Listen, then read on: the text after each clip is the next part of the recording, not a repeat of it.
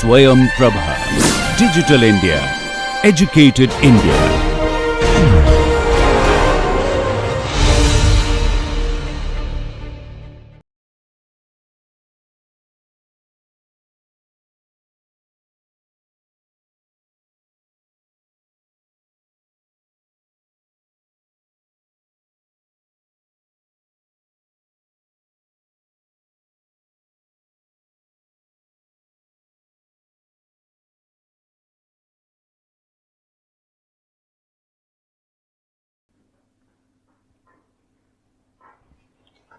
Good evening and welcome to the 34th lecture, which is in module 7, and we are into this particular module which is primarily connected with surface engineering. You have earlier already heard from Professor Datta Majumdar about environmental degradation of materials, various forms. In the very last lecture, we discussed about shot pinning as a method to create residual compressive stress on the surface. And this is part of the basket wherein we are talking about using mechanical activation to carry out certain surface engineering operations. So shot pinning was one of them. And right now we are going to discuss something where we do make use of this operation called grinding and polishing for certain surface engineering purposes. But here the process is based on removal principle. Whereas shot pinning, we don't remove material, we simply deform the surface region. In grinding and polishing operation, as you can see, first let me pose a problem or present before you a problem that we generally may encounter. So here is basically the wheel of a speedboat, and the wheel, when it failed, after thorough investigation, it was found that there were cracks, unwarranted notches. I mean, I won't say crack, notches already present in the surface, which act as a stress raiser, and the wheel failed because of crack propagation from such notches. So, in other words, if you imagine that you have a component primary, let's say more of metallic nature, and the component made out of that material is going to be subjected to very high level of cycles, very large number of cycles with certain stress intensity, and either the direction of the stress or the intensity or the amplitude of the stress may vary over a period of very long use. In such cases, those surface defects, it is not necessary that the defect has to have a sharp notch. And it's not necessary that it must be a micro crack. It could be even, say, an impurity, which, say, an inclusion.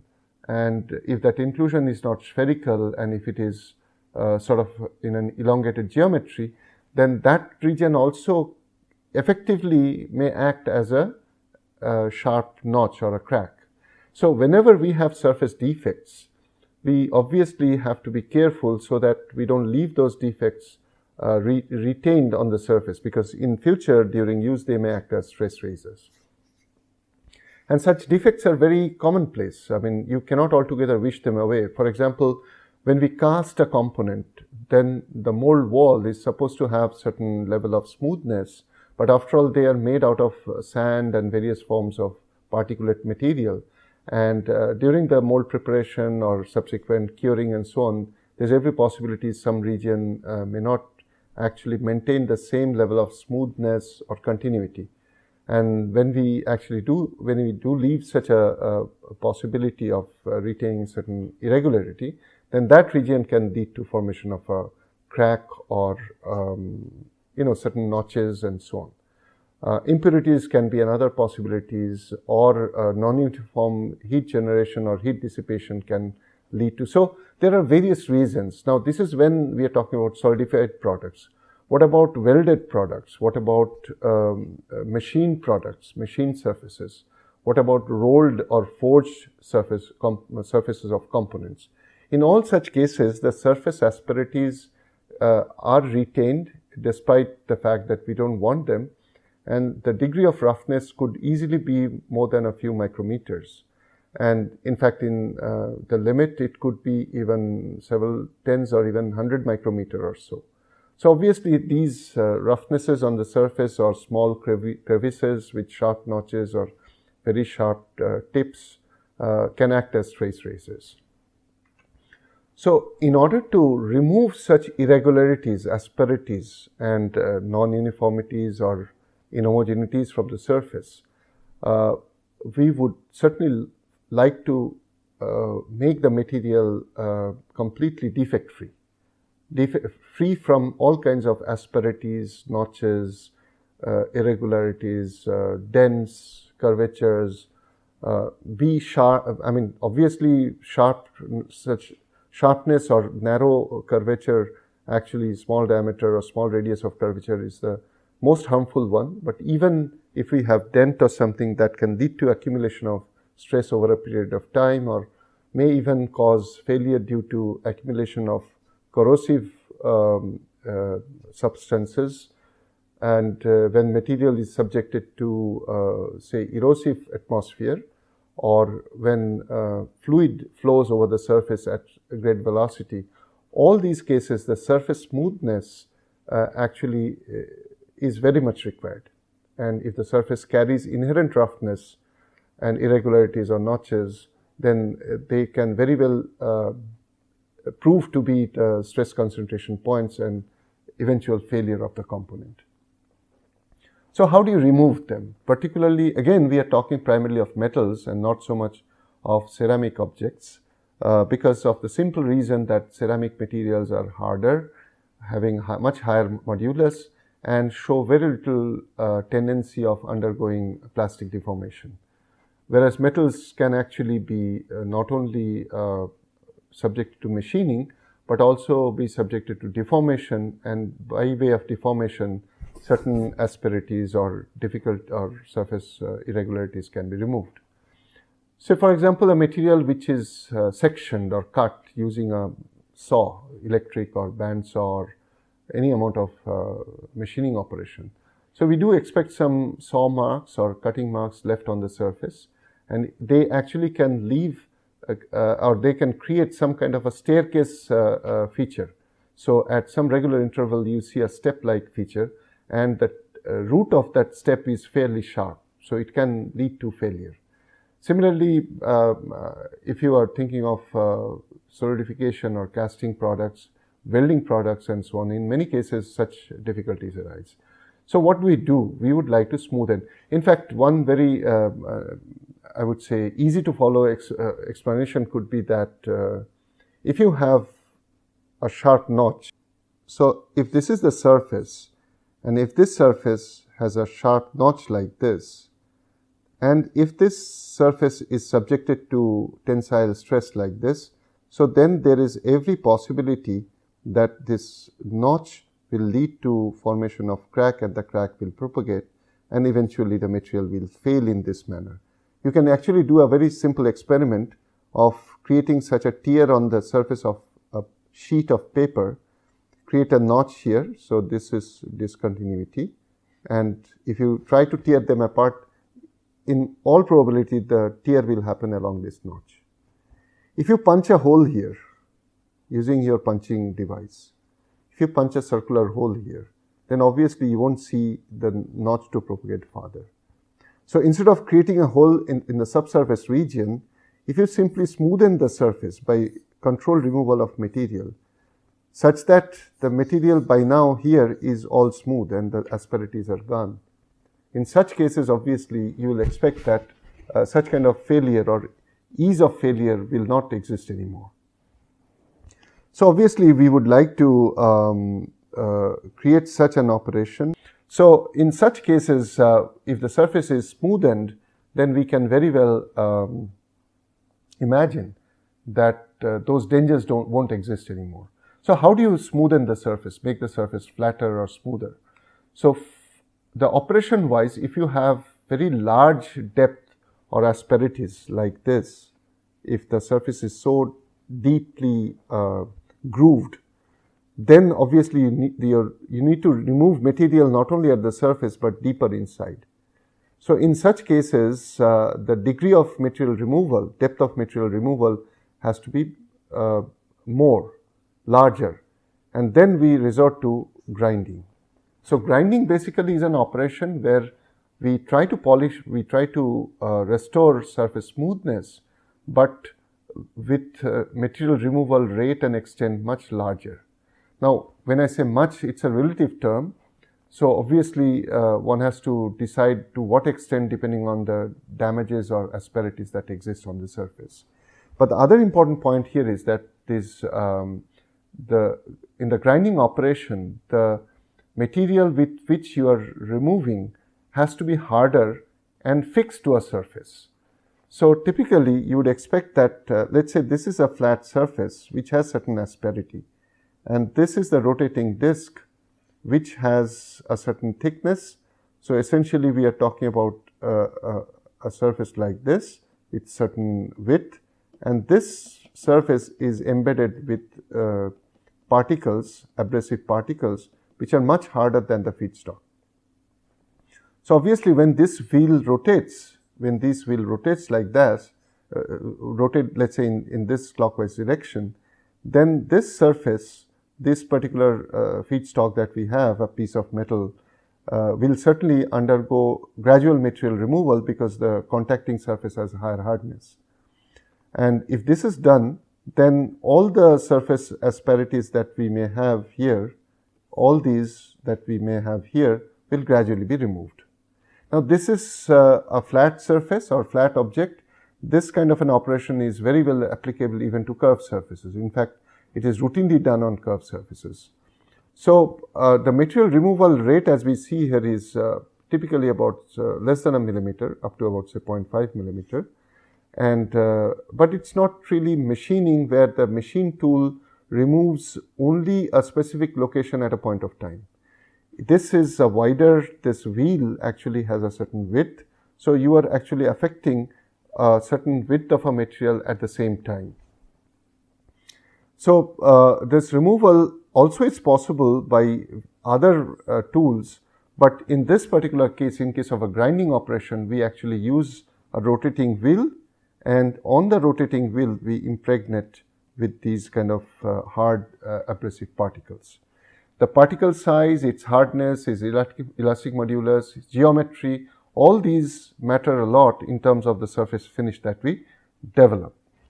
So, imagine that we have a big roll like here, and we have developed for whatever reason, for unfortunate reason, we have developed certain asperities. And now we have to make it smoothened or polished off. So, obviously, we can do that by subjecting this wheel or this rod, circular section with circular section to such grinding wheel operation. And we may even throw coolants here if we expect a lot of debris to be created, or we can even blow compressed air to remove the particles that are generated. But the most important thing is this very width is the region where you have hard particles embedded, which actually can remove small asperities that may exist on this particular rod. So, what are the advantages or what are the intentions? We want to produce flat surface, we want to produce very accurate thickness tolerance, maintain very accurate thickness tolerance limit. We want to reduce the surface roughness and bring it to an allowable average roughness index. And we may use even grinding for sharpening the tools. You would have seen somewhere in the countryside that the person, a blacksmith or an ironsmith, is sitting with a machine and a rotating wheel, and they simply let the knife or the cutting objects touch the wheel, which is rotating at a very high speed, so that if the tip of the cutter is corrugated like this, then by such grinding operations, and you actually feed the knife edge in an inclined manner, so that you gradually remove these asperities from the surface, and the knife eventually, if this is the shape of the knife, eventually will become flat and completely sharp at this end, because you have removed all these corrugations from the surface.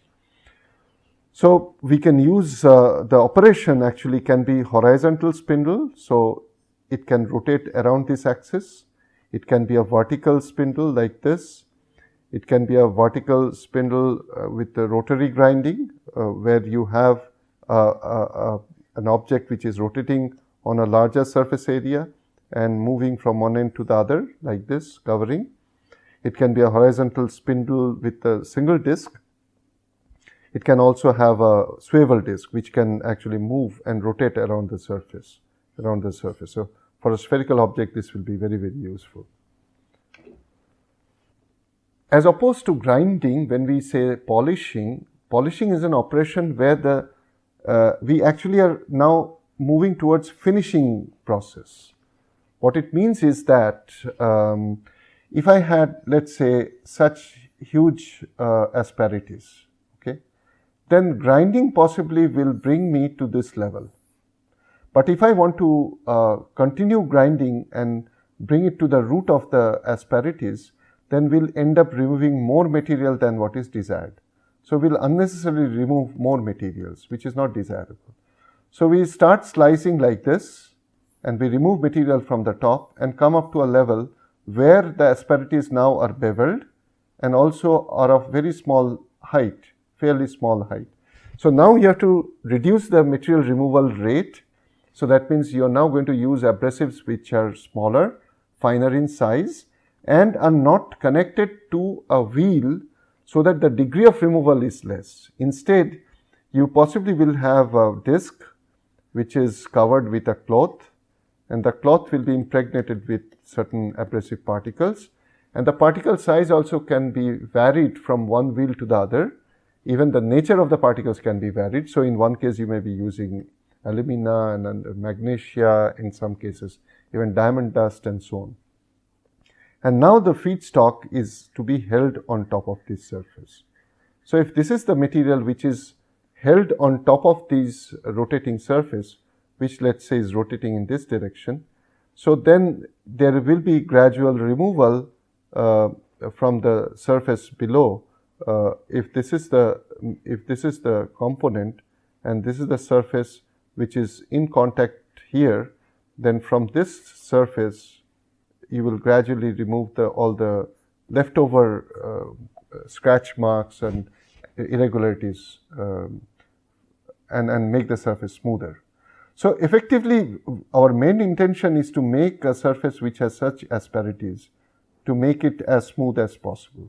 And when I say as smooth, I mean that every time we want to remove scratches, but the funny thing is that we actually remove scratches by way of introducing more scratches.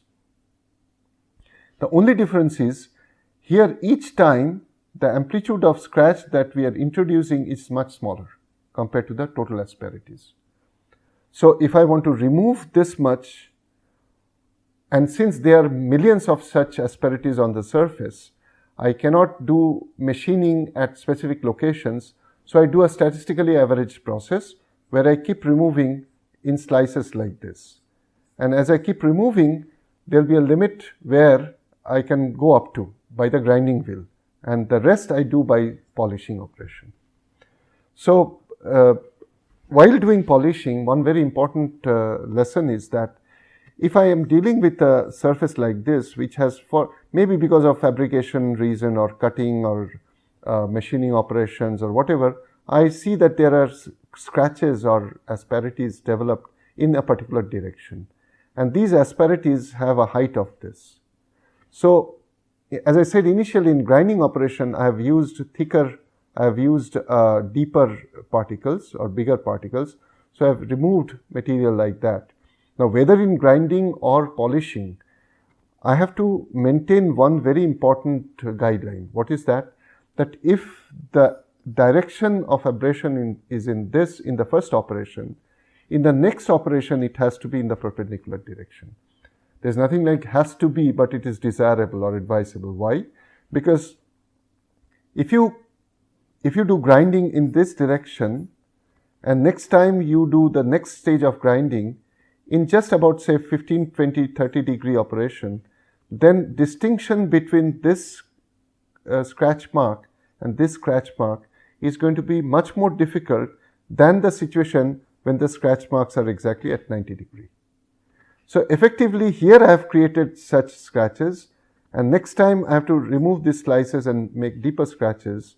But when I do that, if I do it in perpendicular direction, then it becomes easier for me to follow.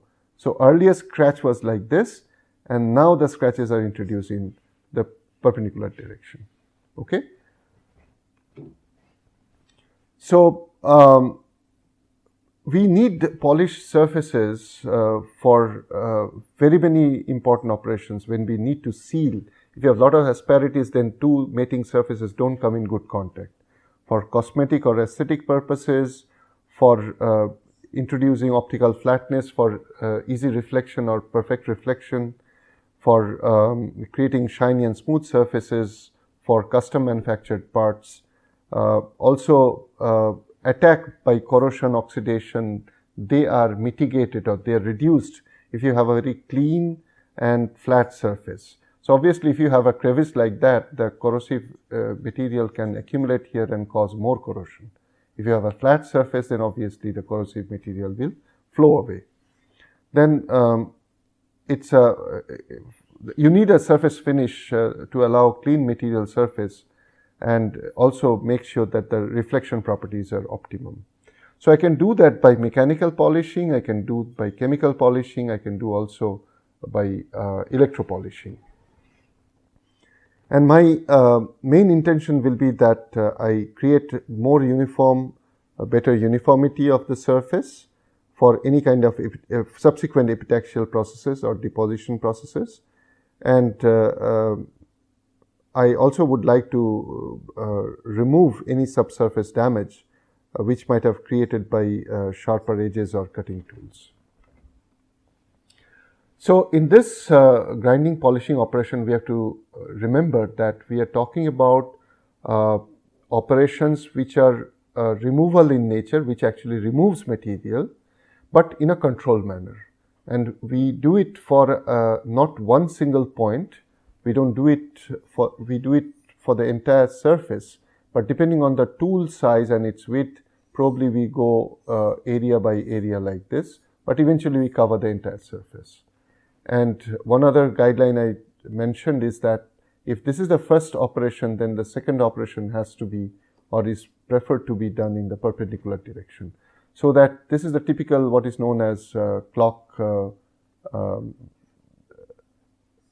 I mean, if you have a 90-degree angle when the clock is at, so this is your 6 o'clock or 12 o'clock region. You always prefer either at 3 o'clock or 9 o'clock region for the next operation. So always rotate by 90 degree. We use another very important guideline is that the abrasives,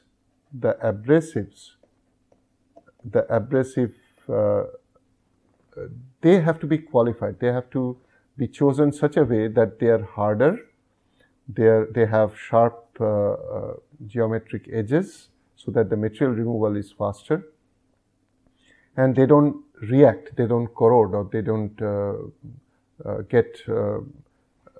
create more difficulties to the surface. Also, these particles should not undergo cold bonding with the surface. So they actually should be completely non-weldable particles. As I said, these abrasives are bound to the rotating wheel in case of grinding, but they are loose when you sprinkle them over the cloth or the paper on which you do the polishing operation. The most important thing is that polishing is, material removal rate in polishing is much smaller compared to the grinding operation.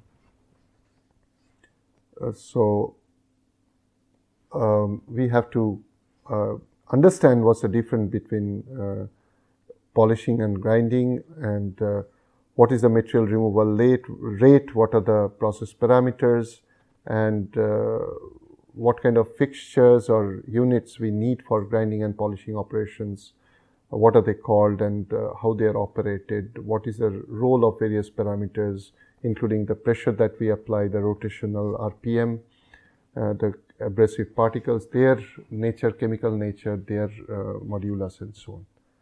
So thank you.